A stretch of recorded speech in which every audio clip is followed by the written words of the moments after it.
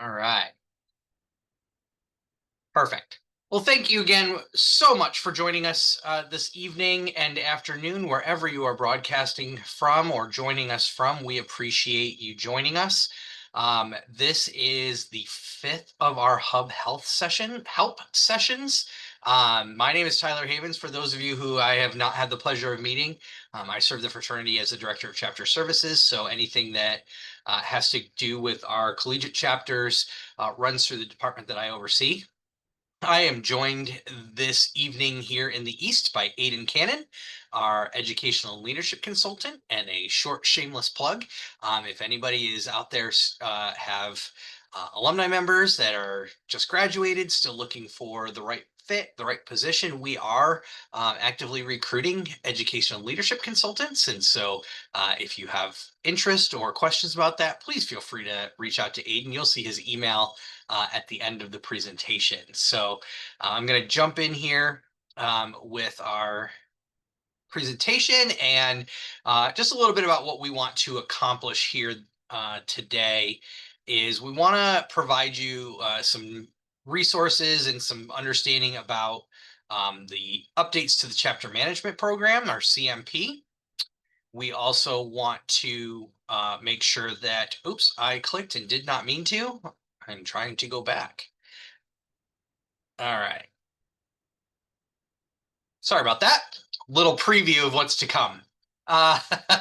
Uh, we want to help you understand how the new hub that we've had now for a couple of weeks is going to assist you in using that CMP tool.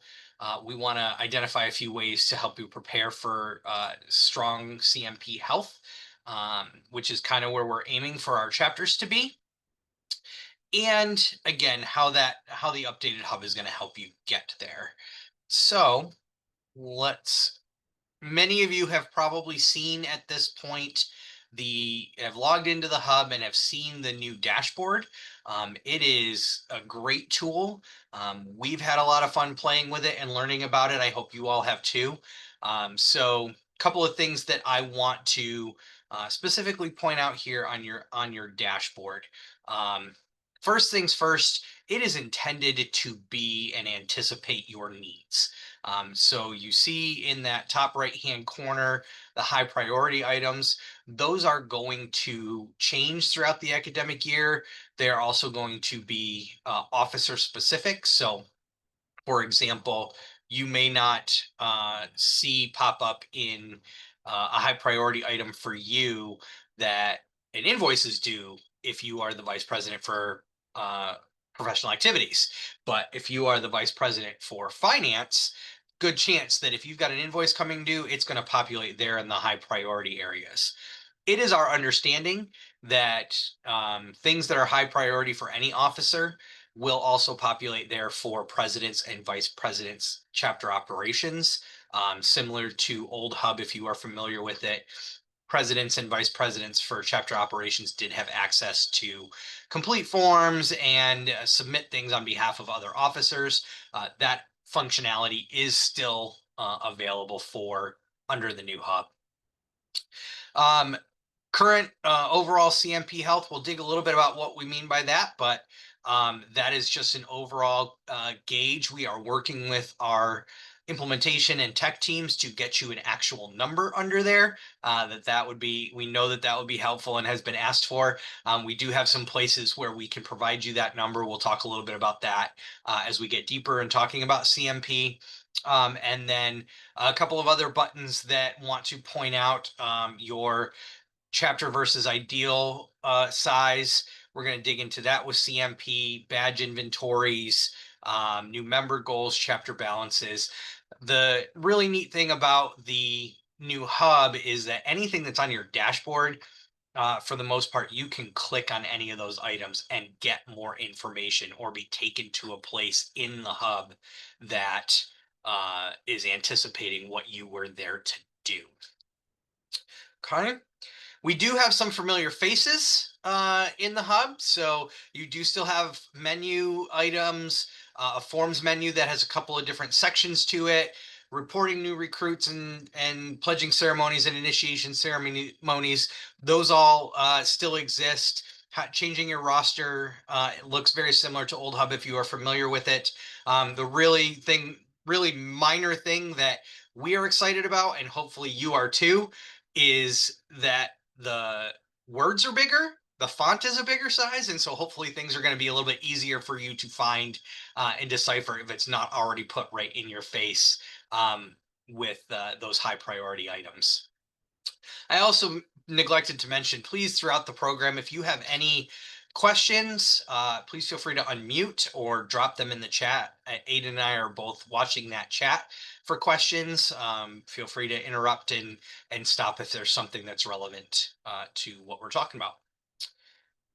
We do have a couple of new friends here in the new hub, and the first is going to be down in the bottom of any of the hub screens is going to be a little question mark that is help guides.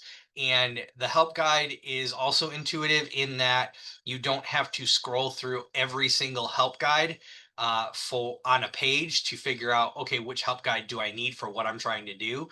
It is anticipating to adjust to whatever page that you are on and provide you guides specifically for that page. We also are anticipating that there is going to be both video and written guides so that we are accommodating a variety of learning needs. The other is notifications. And so if there is something coming up or past due or something is potentially being tasked to you, that little bell right there and notifications is going to be right there on your home screen and throughout the all of your screens as you are working through the hub. And if you're anything like me and you see a little red dot on your phone, you're doing everything that you can to get rid of it. And so hopefully that's going to be a nice feature for some of us that can't stand that little red dot and try to get rid of it. So another big piece with New Hub is that it is much more mobile friendly. It is works a lot easier. It, as you can see on the different pictures, it will move and adjust to the screen that you are looking at. Does the same on your home devices as well, is that it will reframe to the window. And so it is much more mobile friendly. Oops, sorry, I hit the wrong wheel. Do keep in mind though that while it is more mobile friendly, it is still a website. It is not an app. You can download it to your home screen, as I have, or put it in a folder so that it can be treated somewhat as an app. But there will be some extra logins and things like that. It won't simply just open up. So please do keep that in mind as you are looking at what is the best use and functionality for you with New Hub. Kind of bounce a little bit here, and so I'm going to talk a little bit about CMP before we dig into how Hub is going to help you utilize that. We heard through the last several years feedback sessions from both our local volunteer leaders and our chapters is CMP is great, but it's a checklist. It is simply, did you do the thing, and can we get credit for it? And while that has served the fraternity well for a number of years, we have a whole lot of new tools and resources that we can provide ongoing information in real time for chapters as they are completing the different things. And so instead of it being an end of the year, did you check the boxes evaluation, it is now an ongoing evaluating the chapter's health in a variety of different areas at any given time. And we'll talk about those and how to see those and some best practices about that. The other thing it aims to do, another piece that it does aim to do is that, throughout Aiden's travels and the travels of our chapter services team and our interactions with our chapters, is we do find that there's a number of individuals that do have kind of filled out all of the forms and submitted everything on behalf of many of their officers. So your presidents and your vice presidents for chapter operations. And so as we look at a couple of different specific CMP items, it does aim to provide some accountability to all officers in terms of health, because we do know that if all executive committee members are helping out and fulfilling their obligations and expectations, that does make for a healthier chapter. And we'll dig a little bit deeper into that. So I do have a question here in the chat. In the previous HUD, we had a calendar and had to submit events we were holding as a chapter. Is this the same? And if so, how? Also, how do we submit event recap forms? Will this be later on? Yeah, we're going to talk a little bit about events and forms. We're still working on some of the bugs that come along with that, but we'll dig into that a little bit, Kaylee. So thanks for the question. We'll get to that as we move along. So operational areas. As we transition CMP, we are moving into 6 different operational areas that we are looking at: officer management and training, member management, recruitment and pledge education, chapter planning and governance, fiscal management, and events and member education. And so we're going to dig deeper into some of those best practices and what does it mean in each one of those categories as we look at tips and tricks here for CMP. Talk a little bit about how this new hub is going to help you in that CMP area. As I mentioned at the start, you've got this gauge, this overall health gauge at the beginning, right on your dashboard that you can click into. And as you click into it, it's going to give you some more detail. So in this particular case, it's going to give you some overall historical health. So that's your over the course of some time, the overall health evaluation score that your chapter has had, and then it will give you some gauges for each individual operational area. And again, we are working on trying to get some numbers underneath there for you. But again, you can click deeper into seeing the individual operational areas. So in this case, we are looking at pledge education. And so you can see the individual items that are right under this heading, under this operational area. So you can see what those evaluation scores are currently, as well as for this particular area, some historical health for that area over some time. Dig even deeper, you can click on a specific indicator and see how the chapter has been doing with a particular indicator over a course of some time, as well as a description of that indicator and how does the evaluation scoring work for that very specific indicator. And as you change indicators that you are looking at, the information will change on your screen as well. So let me take a quick pause for some questions about new hub and its functionality. We do at the end of the evening do have some very specific functions. We got about 6 different items that we're going to do some step by step for you. For those of you that have been to some of the previous ones, there are a couple of new ones today. But next up, we're going to talk a little bit about the functional areas of CMP and some best practices. So let me take a quick pause. Aiden, I don't know if you're seeing anything in the chat. I'm not. Oh, we got one here. All right. How can I find alumni information in the new hub? Great question, Mateus. I am going to talk about that towards the end of the program. Some of the reports that we have available for you. Is there a finance section like the old hub had where we would be able to pay the biannual regalia fee and presidential fee due August, September like they usually are? Thanks. Great question. Right now, if it's not populating in your, I'm assuming this question, Isabella, is coming from you as a vice president of finance or a president. If it's not popping up in high priority items, we will talk to our team. But the other place that you can do that, and let me go back here real quick to the dashboard, is in this chapter balances area. it is a clickable area.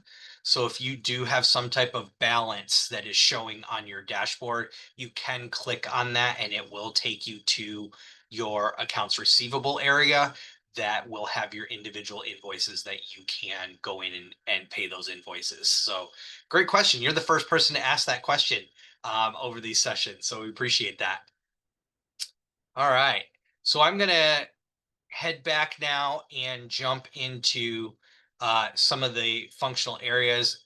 Israel, I see your question there. It's how can updated bylaws be found and how will they be submitted by the chancellor in the new hub? That's a great question. We are still working with our implementation and tech teams to make that functional and happen. And so I don't have an answer for you quite yet on that, but hopefully within the next week or two, we will have that for you. So thanks for that question about bylaws and policies and procedures.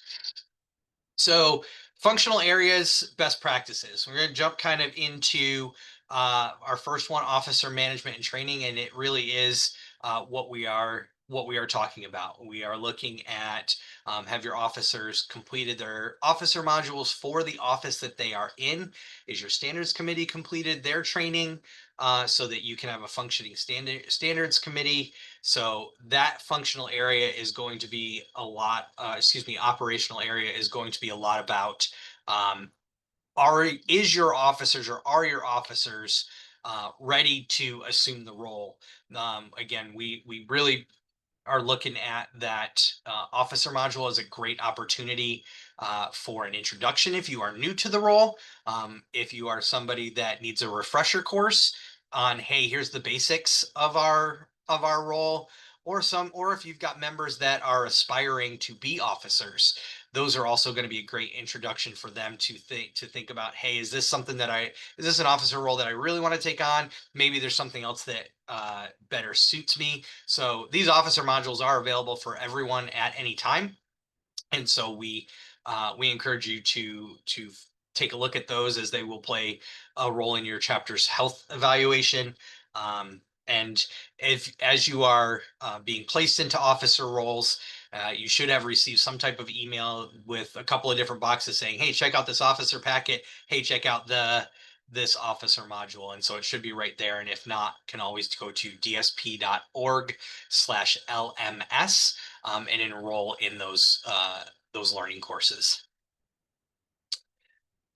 Member management, also very much what we are talking about is going to be, is your roster correct? Have you reported everybody in the status that they should be? Are you retaining your members? And so, when you have individuals that might be going through the individual discipline process, are you discussing with those individuals how you arrived at that? Are there opportunities for behavior correction rather than simply looking to expel individuals? It's having a true conversation and understanding where that individual um, comes from. We do again have some couple of tools here. I do, Shayla, see your question. I will get to that in just 1 second. We do have a couple of tools in here. If you are anything like me and see these cards or profiles when you log in and go to that member section, it's a little overload for me. If you see right there next to where it says change roster, you can switch it to a list view. We are working with the team to provide that as potentially a default if that is what people like. No promises on that, but you do have the ability to switch it into a list view. Shayla has asked, are we given the ability to change status such as early alumni? So the fraternity as a whole doesn't have an early alumni status. So you do have the ability to change the roster for anybody that has graduated, anybody that has gone study abroad or internship, anybody that is temporarily not enrolled, or anybody that is permanently not enrolled. So especially people that have transferred, that's a great place to do that. We're going to show you how to make those changes. So make sure that we just make sure that we have the information. Sorry, questions coming in and out pretty rapidly. I appreciate that. Keep them coming. Carly, we've got about how about hearing results? Still working on that.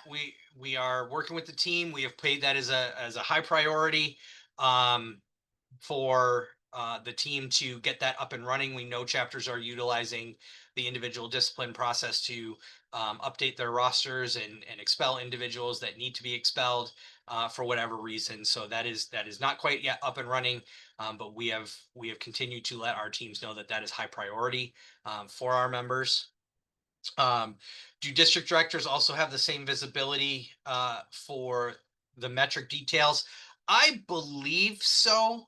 Ashley, I'll be very transparent in that I have not looked at the new hub from a district director perspective yet. I don't know, Aiden, if you have, if you could confirm or deny. So Ashley, we believe that that's going to be the case. But I have not looked at it in a district director view yet, so I apologize for that. Follow up from Isabella: if those fees aren't popping up on priority when you click the chapter balance, will they eventually? Are these fees going to be due later on?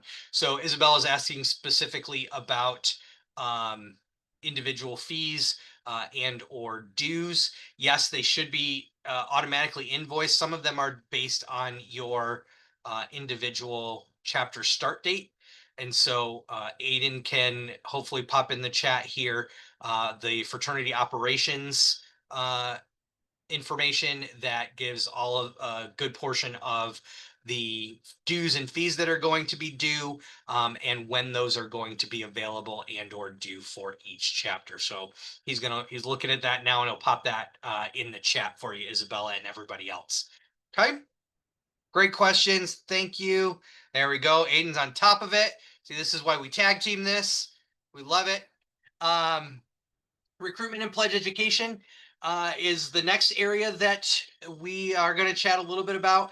And many of the functions that you are expected to do under old CMP, under old hub, are going to kind of be still here. They're just going to, the buttons are going to look slightly different in how you do that. And we're going to talk, we'll show you some of those, especially for the pledge education pieces, and how they're going to be calculated is going to be just slightly different. And so, you know, we still expect that you are going to input your recruits when you have made some contact with somebody, that you're going to report your pledging ceremonies, that you're going to report your initiation ceremonies, that you're going to have the right number of badges. And please keep in mind, you will see this a little bit later when we talk deeper into it.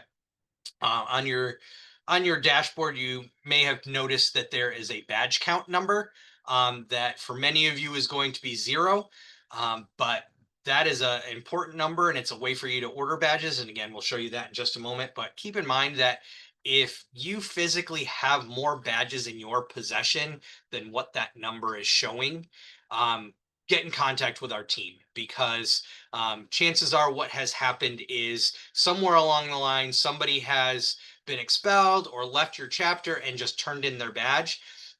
Whenever that happens, those are still the property of the fraternity, not the property of the chapter. And so those are supposed to be sent back to the central office. It does say that in the letters for anybody that is expelled. But those are expected to be sent back to the central office. If you have some in your possession, we can invoice you for them, and you can keep them in your possession, and we will adjust your badge inventory. But for anybody that just turns in a badge, that is not a badge that can just be handed out to a new pledge. Excuse me, a new initiate. Okay. All right. Jumping into chapter planning and governance, this is where some of the accountability pieces are going to come into play for our officers, and also, again, our presidents and vice presidents for chapter operations. You can utilize this also as a a tool for delegation. And so in this particular piece, we are talking about what used to be called strategic plans are now going to be called officer operation plans, because again, we heard you. We heard that, hey, this is just basic information. It's not really being strategic. So we've had a team that has reviewed, both students and alumni that have reviewed all of our forms that we have, and have condensed some, have eliminated some, have added some that are going to be more relevant information and reporting, either for the chapter, for your local leaders, for the central office staff, or some combination of all three. And so where I really want to point and direct your attention to is that blue highlighted area. So when we're talking about the officer operation plans, again, what formerly was strategic plans, presidents and vice presidents for chapter operation, we would find a lot of times we're submitting all of those. And that's, if that's how what needs to happen, great.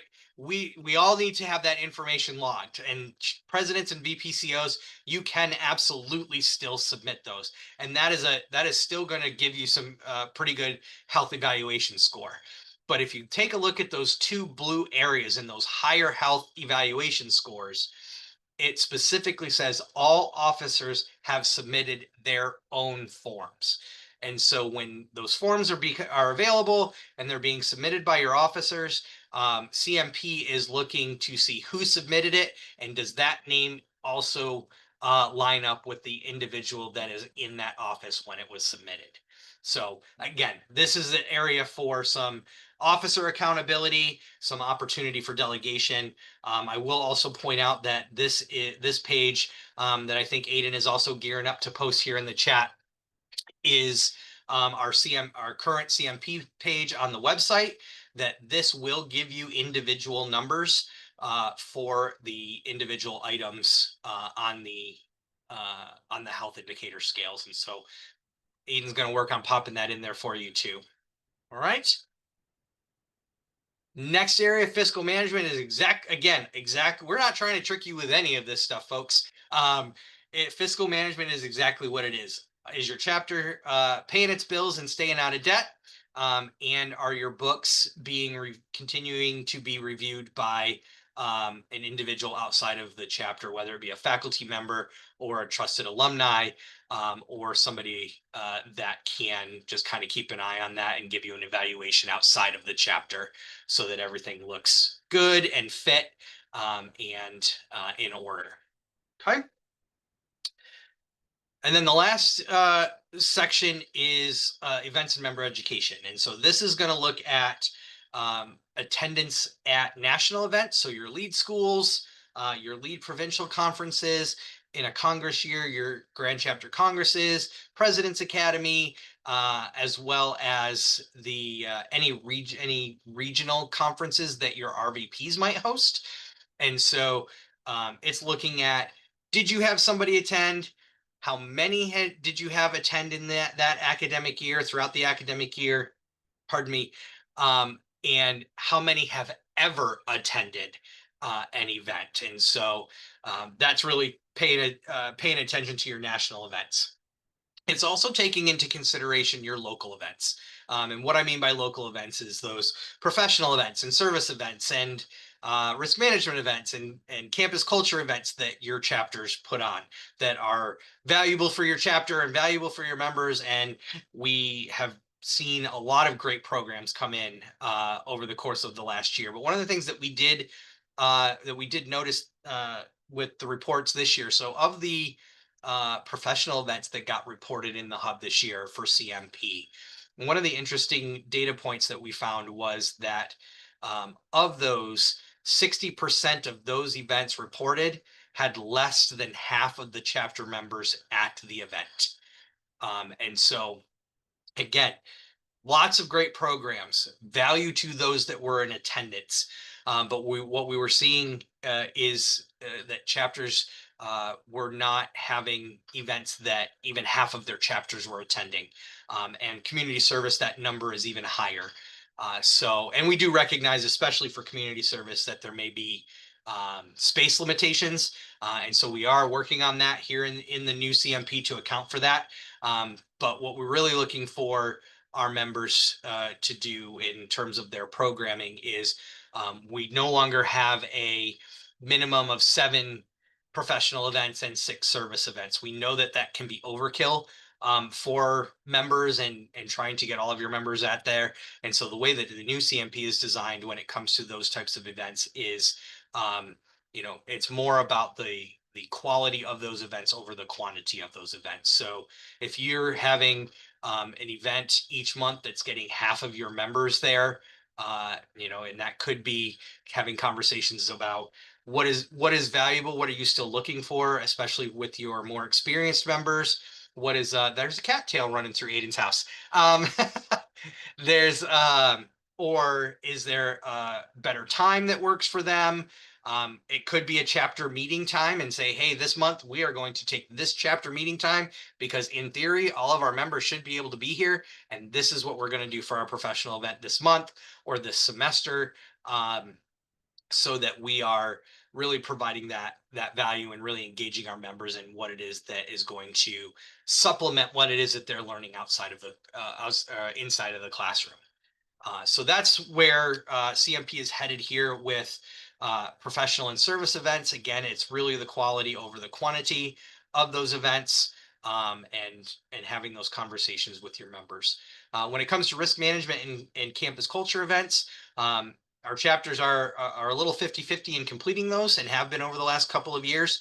And so there's a couple of resources that I like to point out in this presentation for our students is that, especially for your campus culture events, we do recognize that under the current administrations, that some of your resources on your campuses are shrinking. You've got centers and offices that are combining, being eliminated, falling under other umbrellas on your campuses. We do recognize that that is becoming more difficult to find on your campus. But they do still exist, and it's connecting with your student activities offices that might be able to point you in that direction, or professionals in through your business schools that can do that. But also don't forget about your local nonprofits, especially those of you that are in that the town pretty much runs through the function of the campus, because those are, you can get some great education and learning, as well as some community service pieces with those different nonprofits in your town, and they are really looking for the college students to drive their work as well, because they're probably small staffs, and we've got a small group of people within a chapter that can absolutely help them. Um, Risk management events. I know that it is really boring if you see Aiden or myself come to your chapter meeting and get up there and read the Delta Sigma Pi risk management policy. Just as boring if your district director is doing that for you. That's not while it is important and you need to be cognizant of it, there are more fun ways, and I know that sounds strange to talk about with risk management, but there are fun ways and interactive ways to get that risk management education, working with an alcohol and other drugs office on your campus, a wellness center, a counseling center. Many of these offices do have just a simple request form that you can fill out for a program under about, effects of alcohol on the body, or bystander intervention, or things of that nature. Even your campus local or university police may have some great interactive programs to work with on you. I've had some fraternities in my career that have worked with our campus police that have set up a drunk driving simulation in a safe space with their campus police, that they set up some cones, they've got a golf cart, and then they've got goggles that are simulating different levels of intoxication. So that's a great program to work with, especially during like an alcohol awareness week, that can be open not just to your chapter, but to your entire campus community. So risk management really can be fun. If you want to poke my brain about that, that is something that I love. Aiden will attest to that. I talk about it weirdly all the time in how we can use risk management as an interactive and educational tool. So please feel free to pick my brain on that. Couple of things that you can do today to think about your individual chapter's health evaluation scores is um, start looking at those officer modules. If your officers have not jumped into them, again, if they're new to their role, be a great introduction. If it is somebody that's been in the role for a semester or so, could be a good refresher. Taking on those officer modules here right off the bat and before you get started will set you up for success as an officer here at the beginning of your academic year. Fall national event planning. This is going to be with your vice president of finance and your VPCO looking at dsp.org/events. All of our lead schools, lead summits are on the on that web page that you can get dates, times, locations, as well as registration is becoming more and more available. Provincials for next semester are also available for you to take a look at and start planning for. So, and look at that, Aiden is on top of it. He's already popped it in the chat. So that's a great conversation amongst your entire executive committee on budgeting. Who has attended an event, who has never attended an event, how many can we afford to send to events, will play a role in your chapter health. And so now's the time to start doing that if you have not already. New member goals and ideal chapter size. So I mentioned that a little bit at the top of the hour with that button. One of the things that we do here at the central office is we look at some trends on your campus with business enrollments, overall enrollments, and a variety of different data points, and we calculate an ideal chapter size. It roughly turns out to be about 2% of your business school, some a little higher, some a little lower. But so we look at that, and part of your CMP health is navigating that ideal chapter size. And I got some tools here later on in the program that will help you with that. We do the same thing with new member goals for an annual new member goal. Again, that's looking at your trends on your campus as well as looking at how many individuals do you anticipate graduating based on some of the information. And again, I'll dig a little bit deeper into that. Great question here. I neglected to say this at the top of the program. Will there be a recording for the session later? Absolutely. We are working with our communication team to splice and dice all of these sessions because there's been a few different questions each session. There's been a few pieces of information new each session. So shortly, hopefully next week, we'll get something up for you so that you can all come back to this and even hopefully click on what it is that you're looking to do. Standard training, talked about that under the officer training area. If you've got your standards committee ready to go, make sure that they have completed that training. Remember, for your standards committee to function per policy, you do need to have your chancellor plus an additional 3 members that have completed that training so that you can host your hearings and things of that nature. They do not need to be officers. Anybody can take that training. Again, similar to the officer modules, always good if individuals have an interest in being a part of the standards committee to learn a little bit more about it, and or just be educated on the individual discipline process as a whole by utilizing that training. And then we talked a little bit about this, and so I'm not going to dig too much deeper into this, but when you're thinking about your events and programs that you're having this year, this semester, have those conversations with your members about what's going to continue to bring value to them as a member of your chapter and the fraternity as a whole.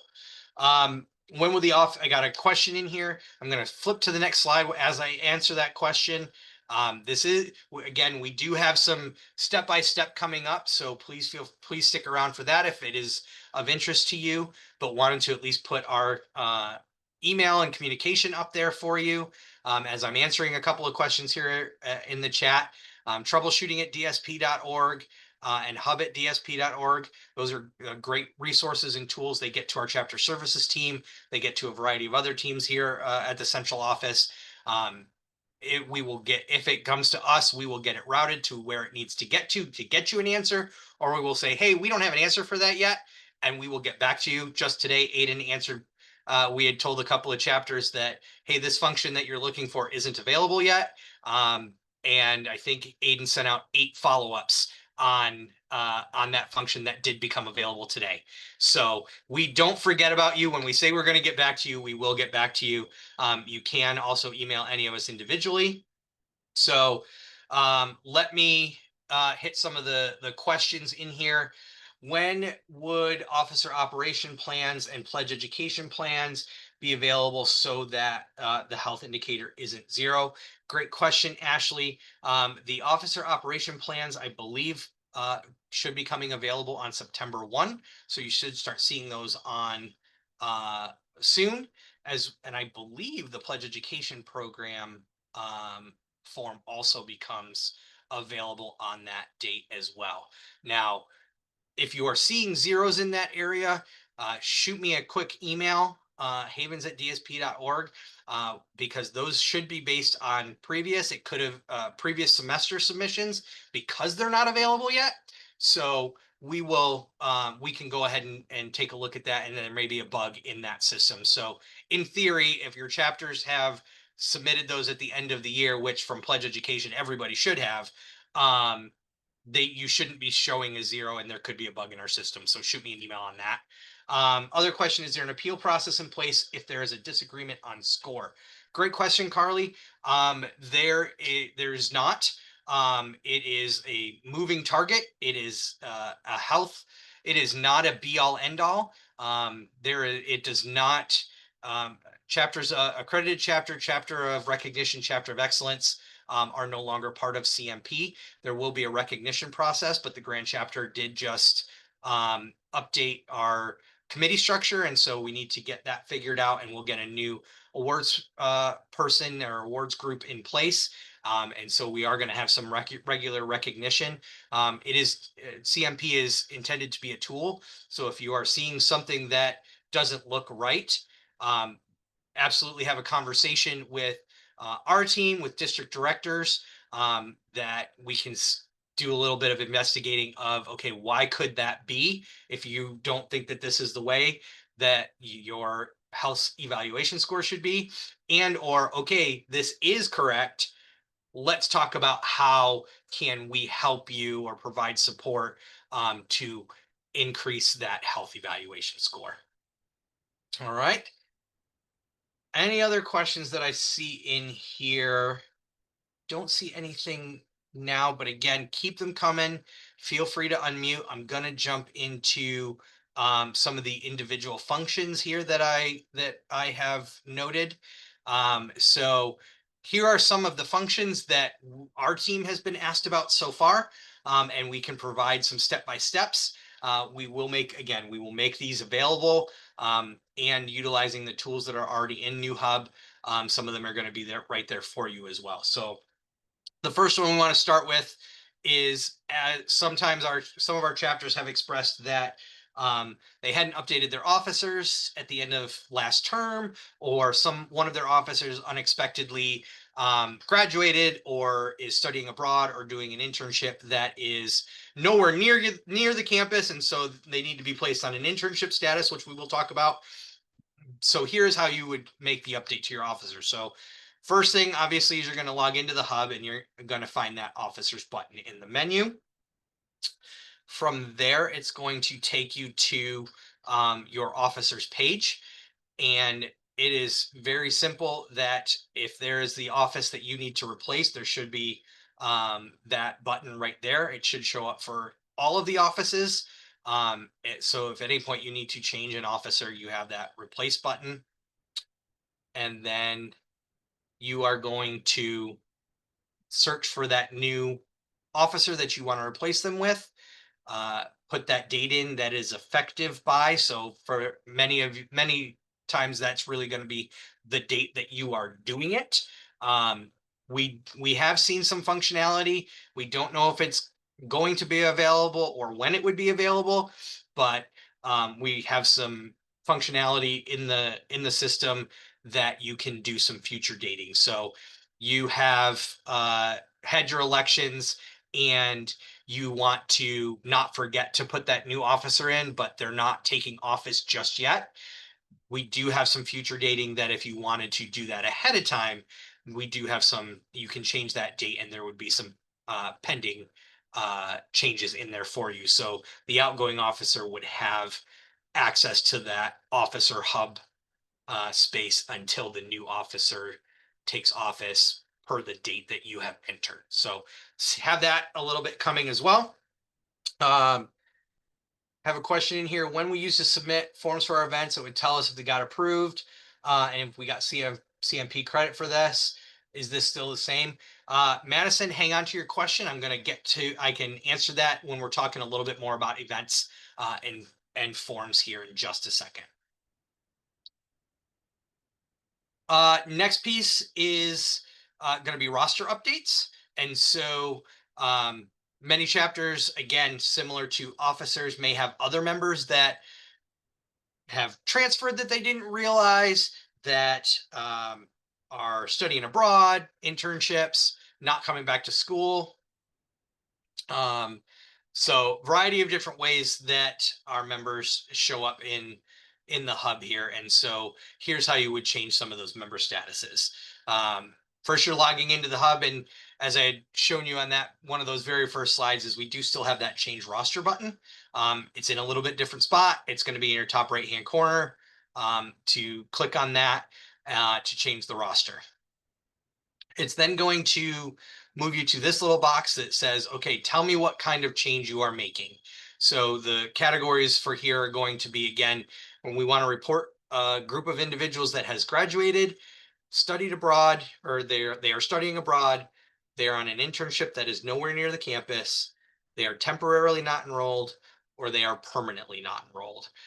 So especially if somebody is transferred, that permanently not enrolled is going to help us at the central office get them added to another chapter's roster if they're on a campus with another chapter. Again, you're going to put that effective date change in there. Again, most of the time it's going to be the date that you are actually doing that. And then you're going to go ahead and click that proceed to select eligible members. It's going to take you to your roster, similar to if you were clicking on the members button. The key difference here is going to be that little itty bitty toggle button. And so we have asked the team to see if we can get that a little bit bigger.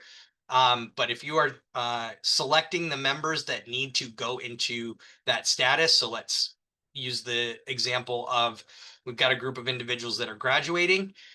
It's going to take you to this screen. Anybody that you need to report as have graduated, again, using this particular example, you will have to toggle that switch on so it'll turn blue, and the profile or the card of the person should gray out. So you have that's going to let you know that that person has been selected. Okay. I do see the couple of questions in here. I will get to them after I finish this piece. So when you have selected everybody for that particular status, you can go ahead and click proceed with these changes. Now, if you're going in knowing that, hey, I need to report 12 individuals as being graduated, and you come to the top of your screen to click on this proceed with changes, and it says proceed with these 8 changes, that means that you've missed a couple of individuals that you needed to select. So you would go back into um, the the roster and select the individuals, and then scroll back up to the top. And then once you get those all locked in, you can go ahead and proceed with those changes. So I'm going to pause for a second for the couple of questions that I have in here. One of them was, how do we get the photos updated? Aiden, I'm going to poke you a little bit because I know you've played around a little bit more with it than I have. I believe that an individual can go in and edit their profile if they have access to the hub. So if they're not somebody who has access to the hub, so if you're primarily officers have access to the hub, they are not going to be able to update those profile pictures. Your officers can. Now, I'm going to talk a little bit about adding recruits, and there's a function in there for new people, so that as you are continuing over the next couple of years for those profile pictures, they will simply be there if they've uploaded when they are a recruit. And if Aiden has anything else to add to that when he comes back, I will let him add to that. Okay. So hang on, more to come on that. Where can I view the regional awards chair in the hub? Is it in officers? Again, Matt, on that, we since the grand chapter has voted to change our committee structure, those are not in place yet. There's a few policies that need to be updated and whatnot for the awards process to people to be put in place. So that's not available for the leaders to put in place just yet. Need to have some continued conversation and update some policies to go around that. Okay. Aiden, now that you're back, did you have anything else on the pictures that I missed? Yeah, I believe it's on the individual to be able to update their picture. And since regular members aren't able to have access to the hub, I'm not sure what the solution to that is looking when we move forward. But as we get some of the more functional stuff figured out, I think we'll focus on the function and then we'll do aesthetic stuff after that. And so, Carly, if you have suggestions, feel free to send them to Hub. Yeah, great. Thanks, Aiden. Appreciate that. Okay, gonna move on to the next function that we want to talk about is especially for those of you that attended Grand Chapter Congress, is your chapter leadership fund requests. Those that did go to Congress, please keep in mind September 9 is the deadline for those to be submitted. So make sure that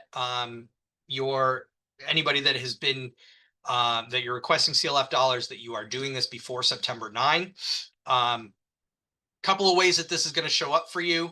First is one that's not always going to be available, but again, Hub is now trying to be intuitive, anticipating your needs. And so it knows that many of you are coming off of Grand Chapter Congress and probably going to need to request chapter leadership fund dollars. So it is right there in your high priority items. You may see it as you're coming around lead events as well. Not likely to see it if you are attending a regional event hosted by your regional vice president, or if you are co-sponsoring financially a speaker with your business school, which you can use CLF dollars for as well. But real simple, when it is anticipating you're going to need that, it is right there in your high priority items. And so you can click right on that and it's going to take you to the CLF request form and can fill that right out and have that submitted to the foundation. The other way that is when it's not always going to be available to you or not going to show up in that high priority, but you're still looking for it, just a couple of extra steps, clicking on that forms button in your menu. Then, as I mentioned, we do have a couple of different sections of the forms menu that is now tabbed. And so for this one in particular, it will be under forms that may be submitted as needed. So many of the things that are always going to be available are going to be under this tab. And that is where you will find your chapter leadership fund request, is under that tab. And then again, you click on that and complete the form, save and submit. That simple. Okay. Do you want to go back to this question a little bit? Since we started talking about forms, when we used to submit forms for our events, it would tell us if it got approved and if we got CMP credit. Is this still going to be the same? Madison, yes. In that it is, since it's a running score, or excuse me, a running evaluation of your health, if whenever a chapter does a thing, it will reflect in your score. In your evaluation score. We are working with the team. I know that our chapters did like to see that, hey, it's been approved or it's been not approved. And so I'm waiting on something to happen before it's reflected in my score, such as, aid in reviewing your professional event form, and a couple of things that needed to be tweaked. So we are working on that, but for right now, it's going to be, if it's been approved, it will be reflected in your score. Your score will move. Okay, but again, still working on some of those pieces. Great question. All right, next one. This is new. This is a new one today.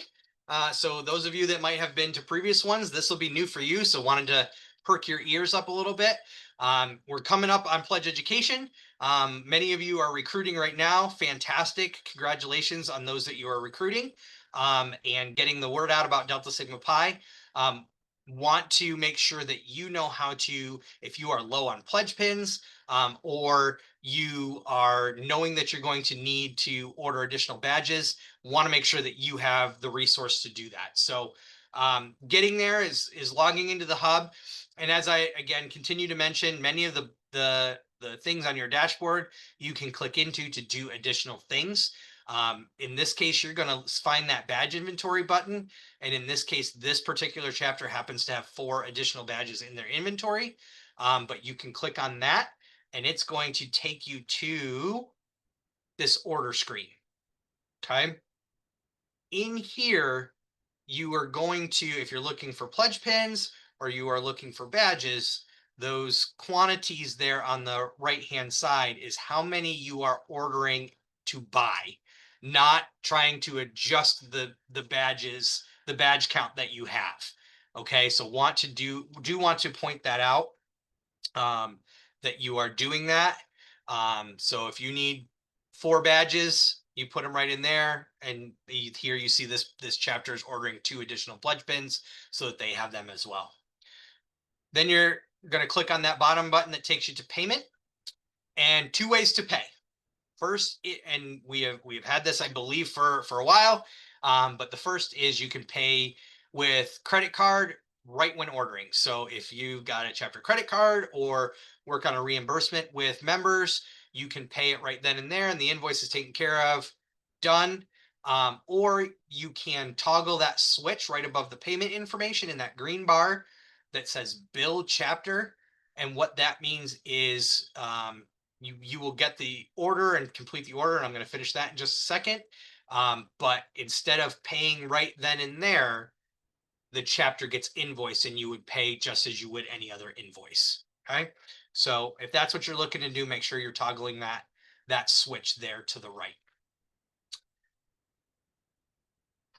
As we have asked you before, we continue to ask you to enter that shipping method and how and where you want them shipped.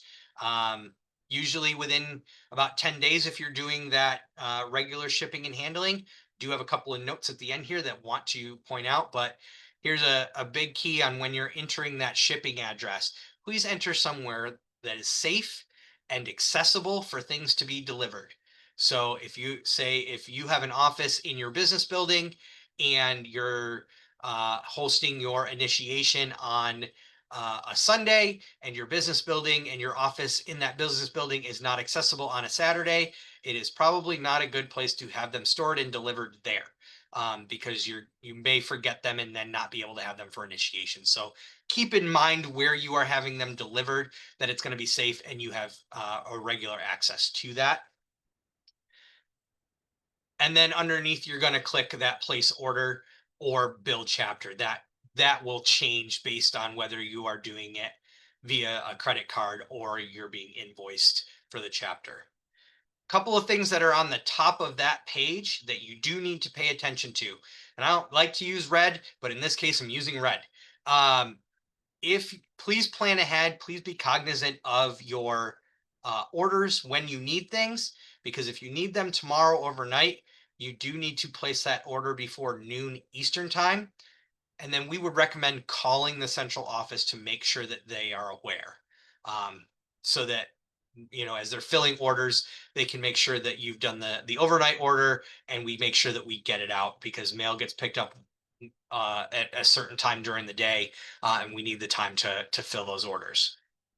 Consider the day of the week that you are ordering.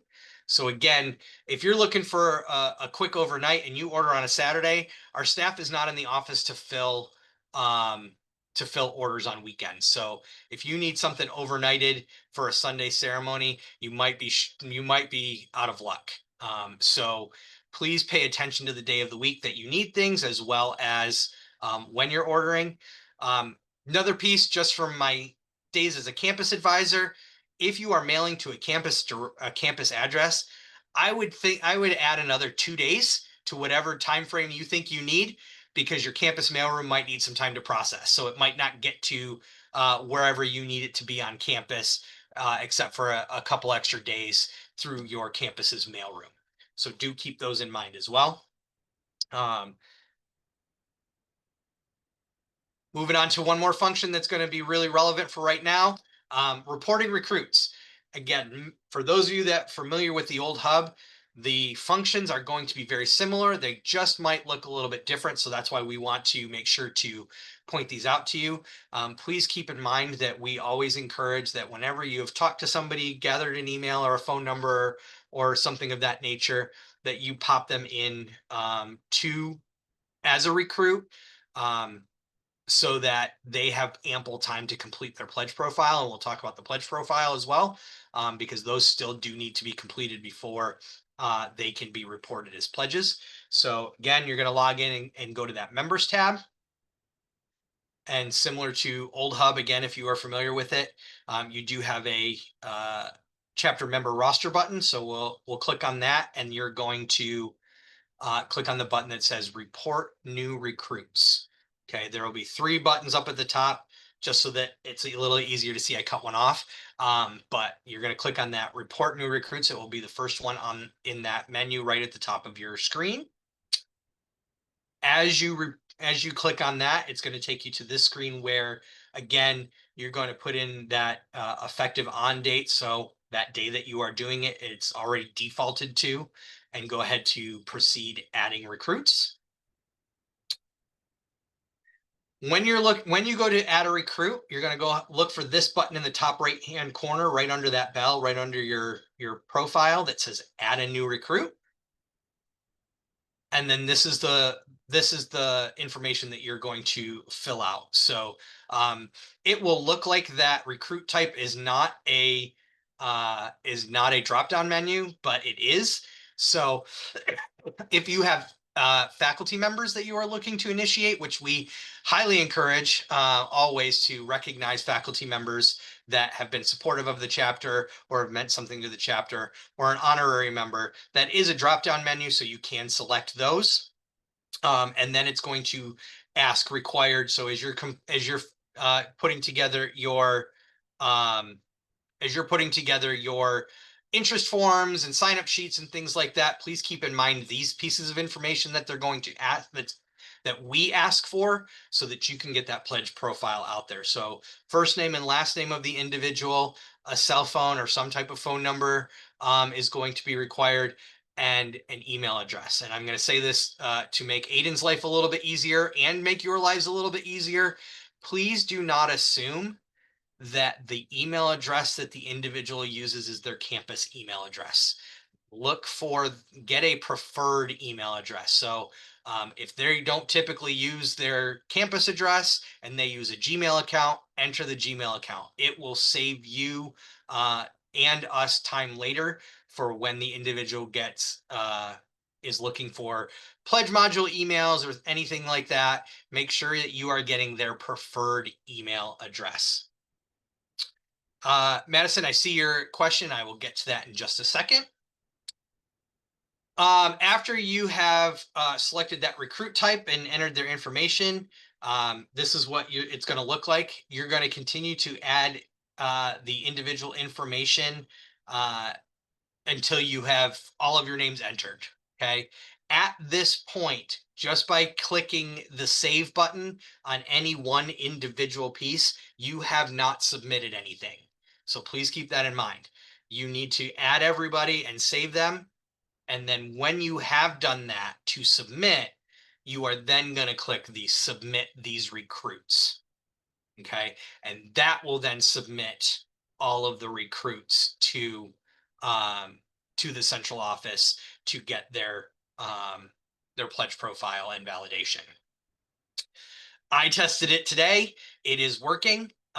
And so when you click that submit in a couple of minutes, maybe less than a minute, it came to my email account that I got an email from Patriot Admin or patriotadmin@dsp.org.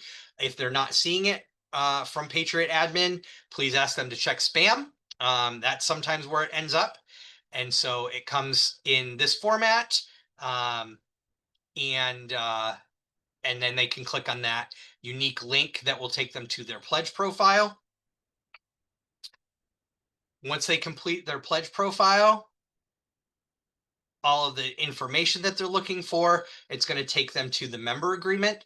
This is really important that they need to click on that sign agreement and digitally sign, and then submit that. These must be completed before their pledging ceremony, and before you try to report them as pledges, because you won't be able to report them as pledges without them. And then once that's submitted, or once you've submitted the recruit or submitted the report, you will see that individual show up on your member roster as a recruit pending validation, or if they completed the pledge profile, they would show as a recruit in good standing. Okay. Couple of questions here that are relating to this. First is, as of right now, our badge inventory is in the negatives, which is confusing because all members have the official fraternity badge. Is there a way to cross-check this information? Madison, I'm going to say send an email to Aiden, Aiden@dsp.org. He will work with you to kind of backtrack and look and see what happened. Again, it could be that previously members had left the chapter or had been expelled and turned in the badges, and the chapter handed out badges that they shouldn't have handed out. Or there is something completely different and there's something wonky and wacky, and Aiden can help you figure that out. So email Aiden with any badge inventory questions, okay? Also, where can we see the requirements for meeting chapter accreditation? Again, Madison, with CMP, chapter accredited chapter of recognition, and chapter of excellence are no longer part of the program, as those were end of the year recognitions, and CMP transitioning to an ongoing in the moment real-time program doesn't meet that need of those. And so when we get our awards program back up and running with the new changes to our policies and procedures, there will be some ongoing recognition through CMP rather than simply end of the year recognition. Great question.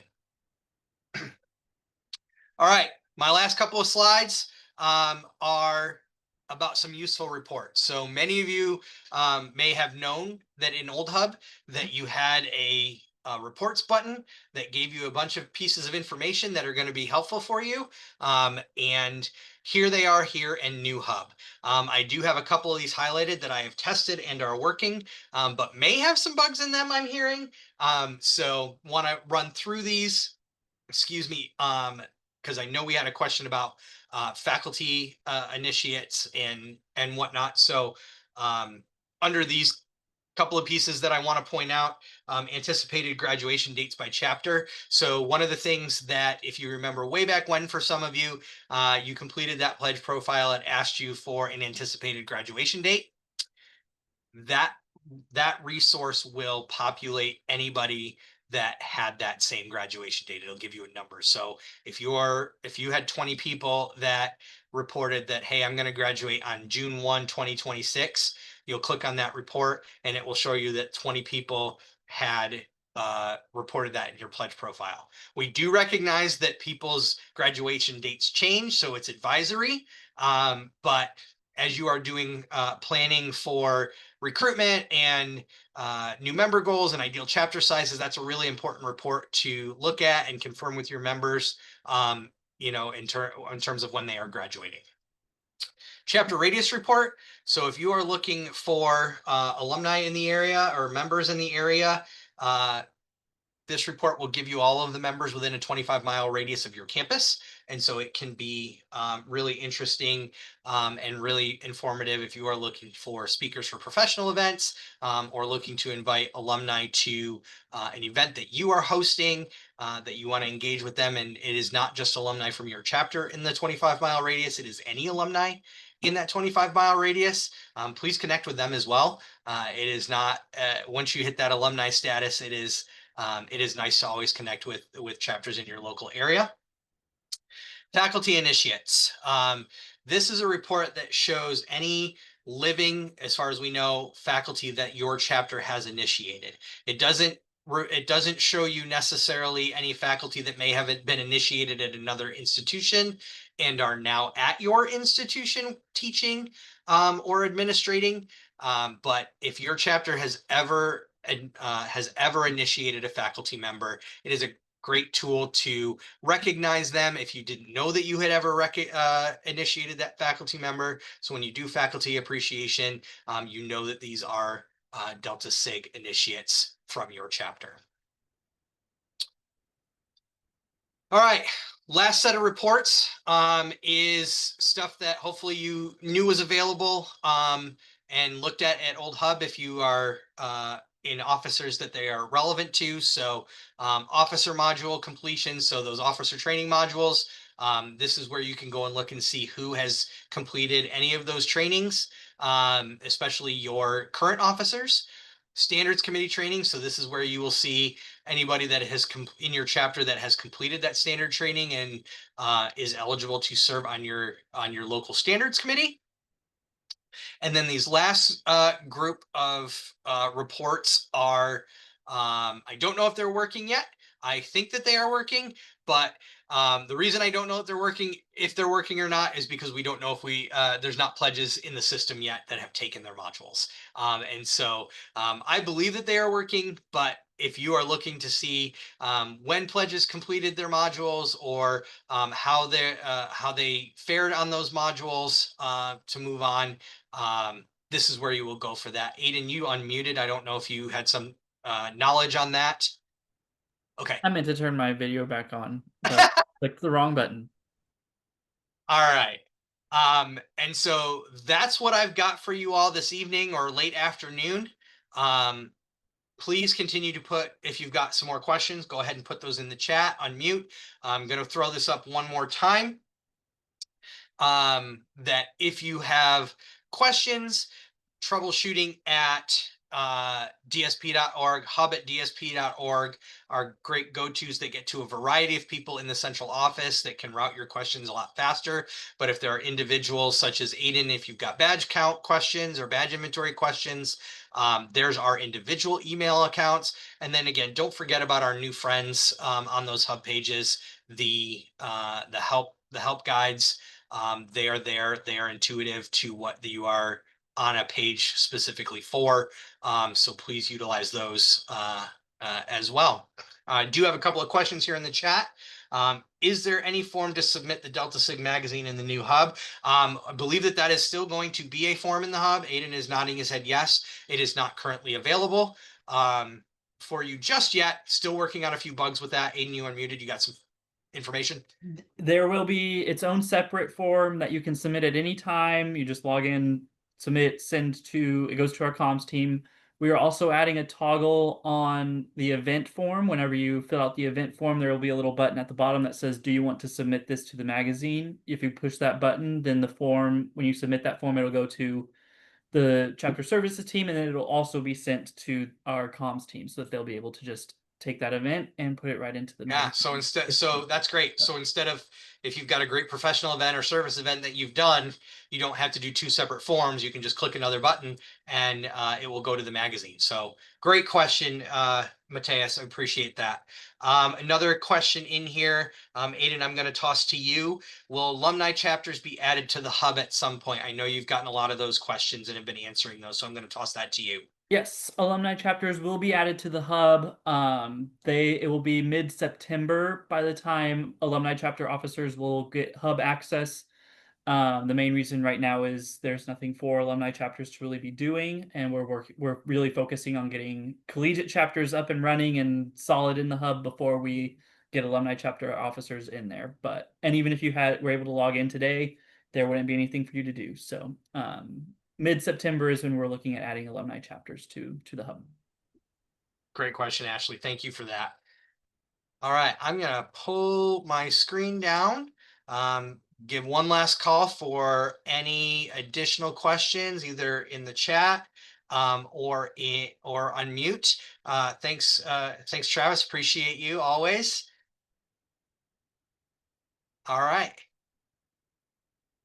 Well, again, thank you all so much for taking the time with us. If you've got additional thoughts or questions, again, you've got those email addresses. We appreciate you. Good luck as you are getting your semester started. If there's anything that you need from our chapter services team, please feel free to reach out to us for anything, not just Hub or CMP. Everyone have a great evening or late afternoon, and we will see you on the road soon.